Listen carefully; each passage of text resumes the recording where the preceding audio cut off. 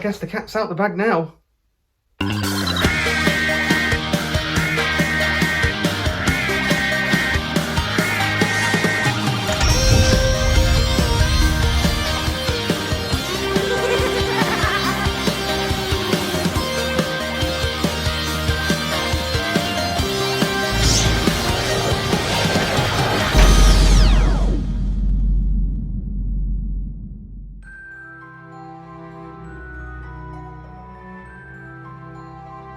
So, I like Ghostbusters. No, I love Ghostbusters. Ghostbusters was one of my first cinematic experiences, and it really stuck with me. I had the toys as a kid, and as the years have gone on, I've not stopped loving these films. I've loved these films for the effects and the gear, the humour, the idea of making something like the paranormal an inconvenience and a nuisance to be taken care of. A bunch of ordinary guys saving the day. It's one of my favourite films of all time. I don't know what switch got flipped in my head, but over a decade ago, I began to build my own Ghostbusters gear and equipment. And through the hobby, I have met some truly amazing friends. I've met cast and crew members and got into collecting Ghostbusters memorabilia, comics, books, figures, and board games.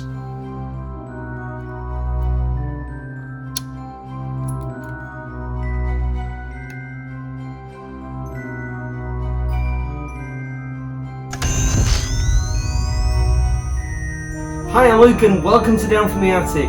All this week I'm going to be looking at my Ghostbusters board games, kicking off my collection with the Real Ghostbusters Board Game. Let's check this thing out. First off, box art, and this art is the epitome of the early days of the Real Ghostbusters line. It was on lunchboxes, dinner trays, and I really love it. Not in any way close to how the Real Ghostbusters characters look, but it's still awesome. You can tell how early on in the process Milton Bradley were involved in making a Real Ghostbusters game, as the picture on the back of the game shows them all wearing the khaki flight suits, rather than the coloured flight suits that they have in the cartoon. Contents, and look, I went over all this in the Ghost Castle episode. I'm not going to go over it all again because it's more or less the same thing. What's different here then? Well, there's no scared stiff masks, oh no. There's an additional set of cards, however, and the play pieces are, well, the Real Ghostbusters. Assembled, much like Ghost Castle, this is a real eye-catcher.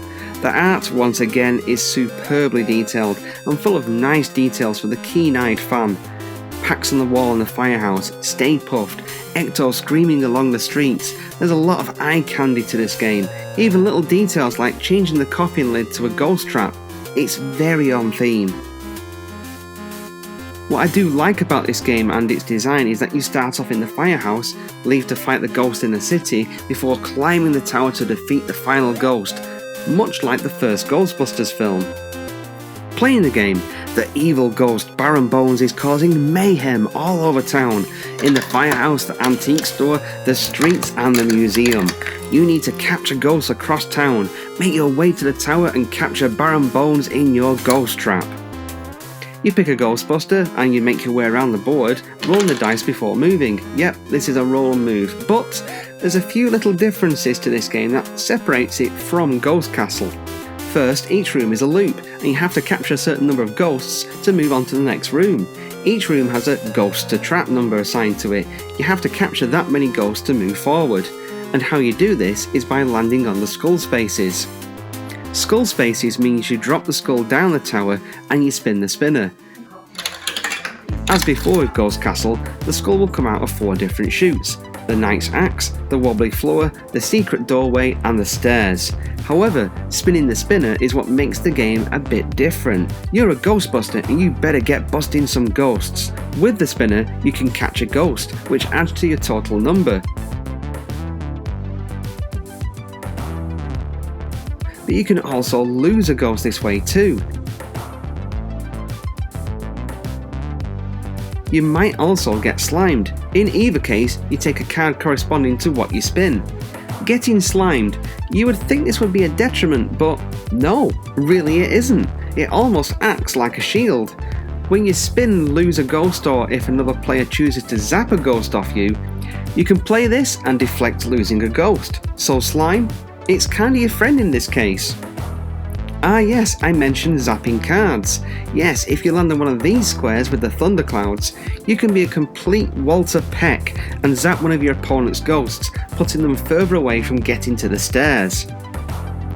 There's a few annoying things to this game, so if you're having a particular bad spate of luck, or if you're playing with friends who are acting like complete dicks, losing ghosts and having ghosts zapped off you can leave you running round in circles in one room for what feels like years. I have to say I kinda miss the scared stiff masks, but I can understand them being omitted. Thematically, it doesn't fit. I ain't afraid of no ghost. This game is getting tougher to find complete and in decent nick. I mean, the box for mine is pretty battered, but the price I paid, I'm happy with it. I got this on a Facebook group for about £15. A good copy can run you close to £80 to £100. The good thing is that Ghost Castle's components are guaranteed to work on this, so if you're missing any parts or have broken pieces, it's going to be easier to replace them. Final thoughts, whilst fundamentally the same game as Ghost Castle, I really like the Real Ghostbusters board game. There's enough gameplay changes there to just keep it interesting. I mean, I really like the mechanic of zapping an opponent's ghost and being a bit of a dick in the game. It's good fun. The art is beautiful and full of little details that the keen Ghostbusters fan will definitely pick up on. And stomping on the pedal and closing the trap, what Ghostbusters fan isn't going to want to do that? Stay tuned all this week, I'll be looking at more of my Ghostbusters games, but for now, I'm Luke, thanks again for watching, and I'll talk to you again soon.